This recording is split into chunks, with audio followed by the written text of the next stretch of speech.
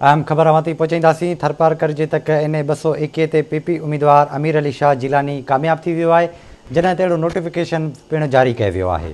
अवां खे अपडेट कंदा हलूं। ब्रेकिंग न्यूज़ आहे त थरपारकर जे तक NA-221 ते PP उम्मीदवार अमीर अली शाह जिलानी कामयाब थी वियो आहे, जंहिंजो नोटिफिकेशन पिणु जारी कयो वियो आहे। PP उम्मीदवार अमीर अली शाह 1,02,232 वोट खणी कामयाब थियो आहे, जॾहिं त ॿिए पासे PTI उम्मीदवार निज़ामुद्दीन राहिमू 52,522 वोट खणी सघियो आहे। अवां खे अपडेट कंदा हलूं। ब्रेकिंग न्यूज़ आहे त थरपारकर जे तक NA-221 ते PP उम्मीदवार अमीर अली शाह जिलानी कामयाब थी वियो आहे। इन हवाले सां राब्तो कंदासीं मिठी में आवाज़ TV जे रिपोर्टर एजाज़ बजीर सां। जी एजाज़, कहिड़ा अपडेट्स आहिनि?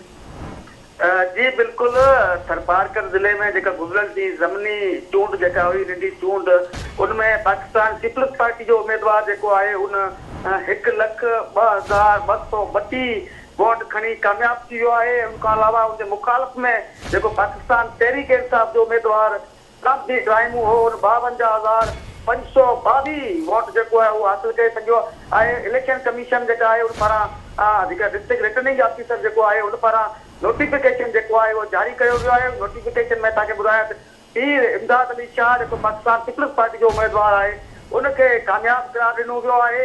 ऐं ॿिए नंबर ते तव्हांखे ॿुधायां त तहरीक इंसाफ जो उम्मीदवार जेको आहे उहो वोट हासिल करे सघियो आहे। इन करे पाकिस्तान पीपल्स पार्टी जो उम्मीदवार पीर अमीर अली शाह जिलानी जेको आहे उहो कामयाब थियण खां पोइ MNA बणिजी वियो आहे। जी, बड़ी महिरबानी।